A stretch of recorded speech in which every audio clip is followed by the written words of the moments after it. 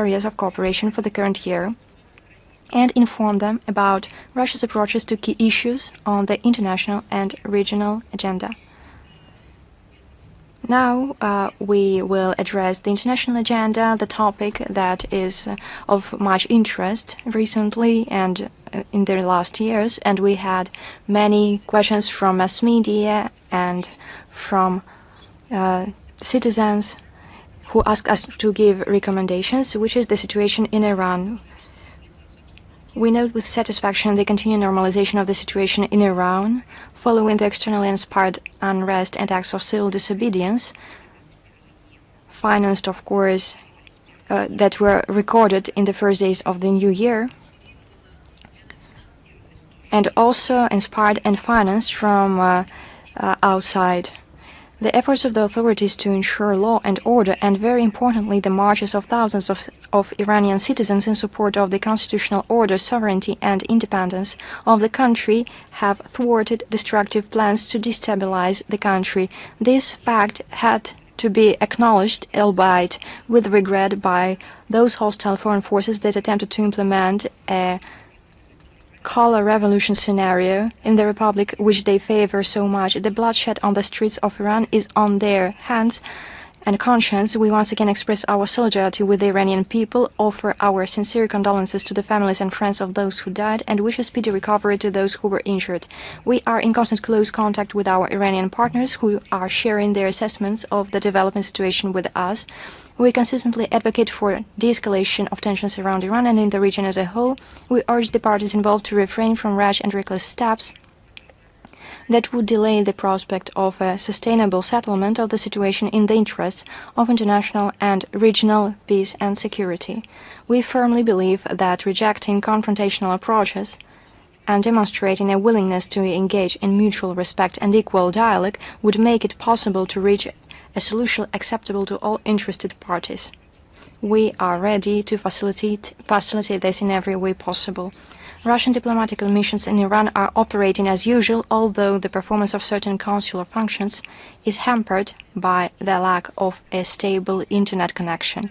The recommendations to our compatriots remaining in the Islamic Republic of Iran remain unchanged. Take reasonable precautions, refrain from taking photos and videos, especially of military and government facilities, and strictly comply with the requirements of local law enforcement agencies and special services.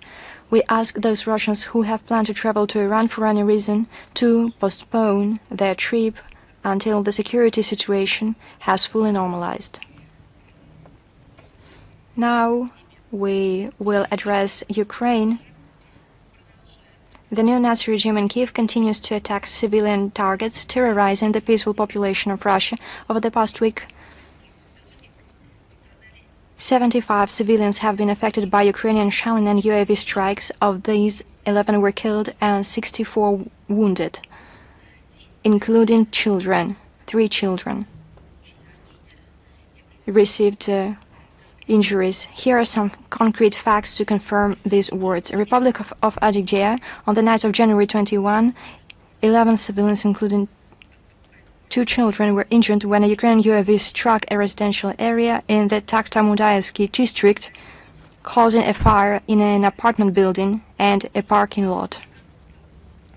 Belgorod region, on January 15th, 3 civilians, including the head of the Malinovsky Rural Settlement Administration, Ignatov, were injured as a result of UAV strikes in the village of Malinovka and the village of Glotovo. On January 16th to January 20th, in the city of Shebekino, the villages of Nechaevka, Zibrovka, Tavrova, Golovchino, Gruska, Tradne, and Novaya Tvolzhanka, as well as on the Voznesenovka-Shebekino highway, drones killed 5 people, including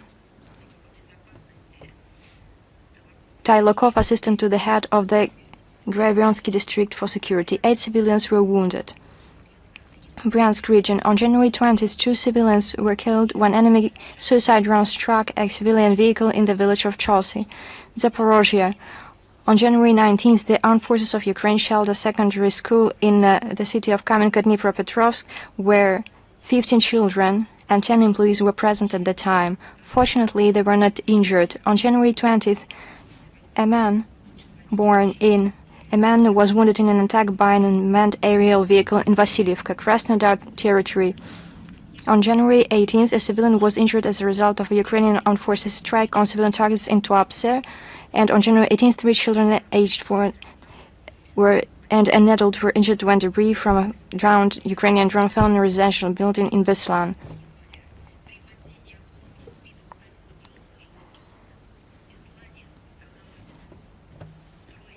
Three children were injured in this attack in Beslan. 3 children aged 4, 9, and 11. Can you imagine it? In Beslan, in North Ossetia, Alania, as well as an adult. Kherson region. On January 15th, 2 employees of the state pharmacy chain who were delivering vital medicines to a pharmacy in the city of Polokhy were killed by an enemy UAV attack on a civilian vehicle in the vicinity of the village of Basan on January 16th.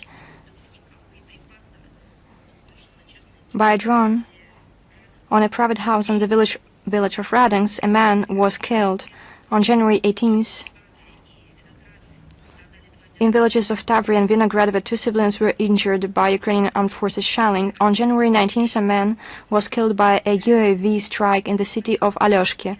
According to the Investigative Committee of Russia, 445 people were killed and 553 were wounded as a result of the attacks in the Kursk region. The statistics presented by the Investigative Committee indicates this. Can you imagine?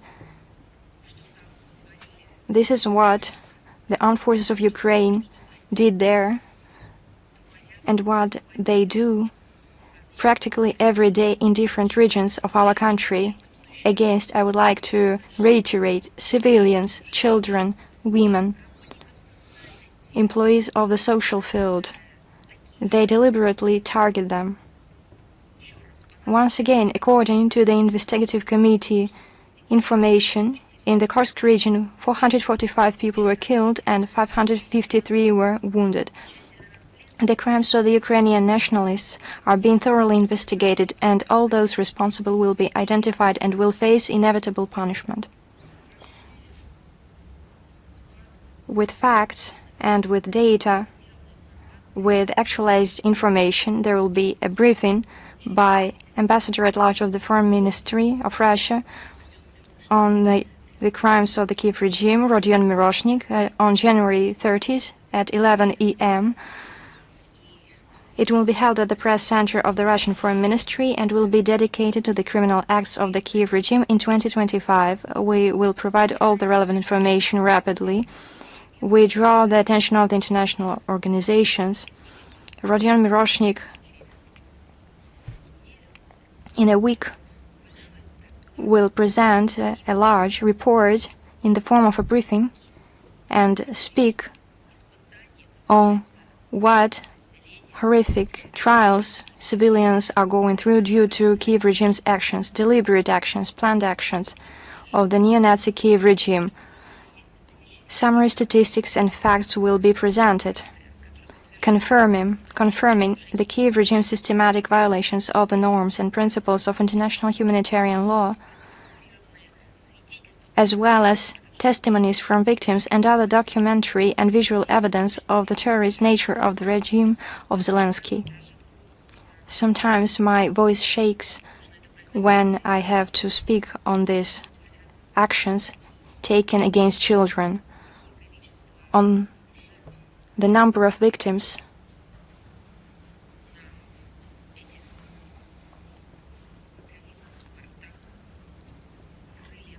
we can see victims caused by the drones launched by Ukrainian armed forces.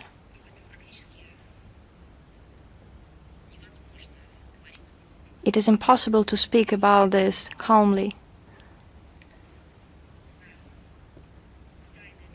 I do not know whether it is a secret or not, but the most difficult task when you voice these numbers and these facts is to see the text, because tears appear in the eyes, and it is difficult because they blur the vision, and sometimes I cannot refrain from these tears. But every time I try to do it so that the world can know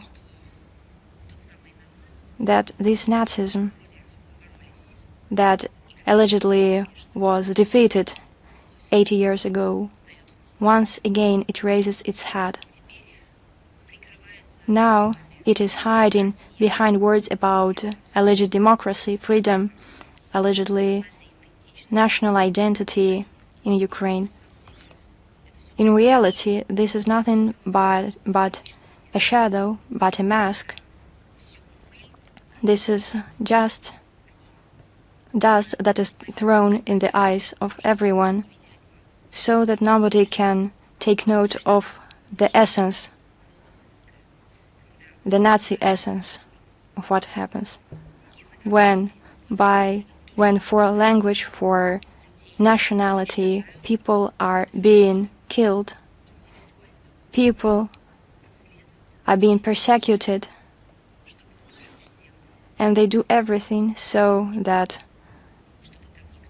there is nothing left on the ground of those who they are fighting ideologically. In spite of the intolerable pain that the population, the people are suffering, that lose their relatives, bury their children, we still advance, and our law enforcement agencies, no matter how difficult it is, including from the psychological point of view, sometimes you think whether you need to apply the law, whether you need to follow the letter of the law. Sometimes there is a thought, maybe it would be easier to just engage in vengeance and put everyone under trial without thinking of law. But even so, overcoming this temptation, the agencies investigate, they pass the cases to the tribunals and courts, and then decisions are made.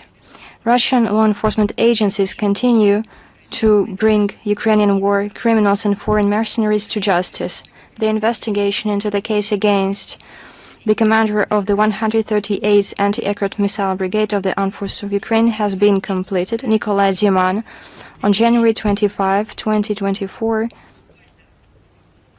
2 years ago, militants of the Kiev regime using the American Patriot air defense system over the Belgorod region shot down a Russian Air Force Il-76M aircraft. All the world was shocked.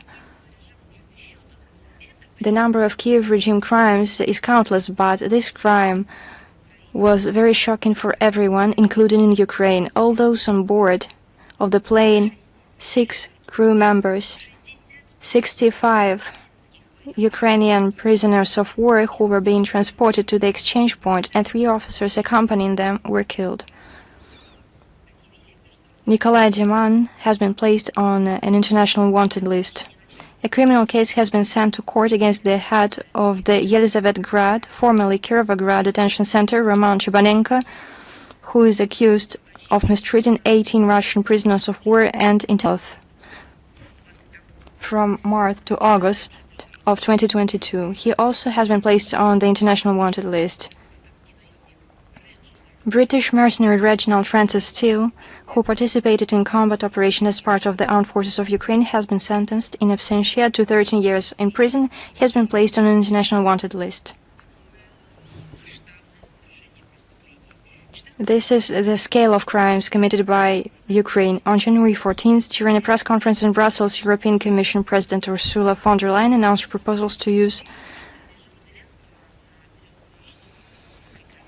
a credit loan to Zelensky regime for 2026-2027. The amount is 90 billion euros in the form of a joint loan from EU countries. She proposed allocating 60 billion euros. Where do you think? No, it will not be allocated towards supporting democracy or rebuilding economy. Neither is it for the social sector. 60 billion euros will be sent to Kiev to address Kiev's military needs. As Ursula von der Leyen explained, Ukraine is at war with Russia, and they will spare no funds nor no money for this purpose. 30 billion euros will be assigned to the budget support of Kiev.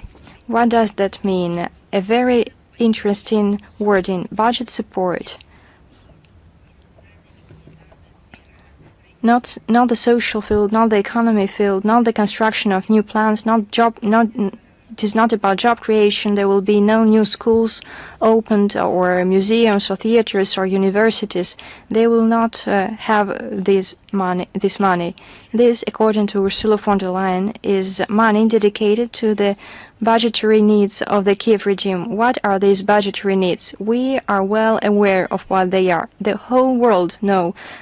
This money is assigned so the Zelensky can steal them, and this is what this is all about. Weapons should be purchased, according to her, mainly in Ukraine, EU countries, or the European Free Trade Area. The reasons are not hidden by her. This is a direct quote. This is a lot of money, said Ursula, and it should give us additional benefits in the form of job creation and strengthening our military-industrial base. Job creation with blood money. Job will be created at the expense of children, of people being killed. This is what these jobs, new jobs, will be about. The pragmatism of calculating Europeans is not a form of pragmatism, it is cynicism, and as noted in expert circles, it may negatively affect the interests of the Kiev regime, which previously asked sponsors to cover the budget deficit in 2026 of about $60 billion. The Kiev regime should not be given money. You should teach the Kiev regime to stop stealing, but it would be impossible because somebody is covering this thievery up.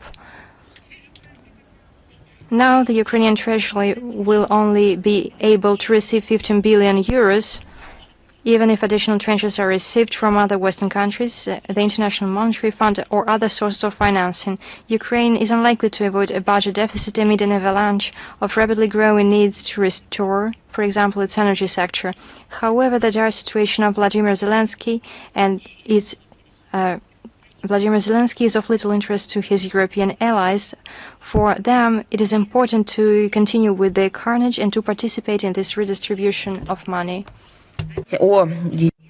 And I would like to mention the visits to Ukraine by Western curators of the Kiev regime, who talk so much about peace, who have discussed peace so much. So let us see what they discussed there. On the 12th, 13th of January, Norway Foreign Minister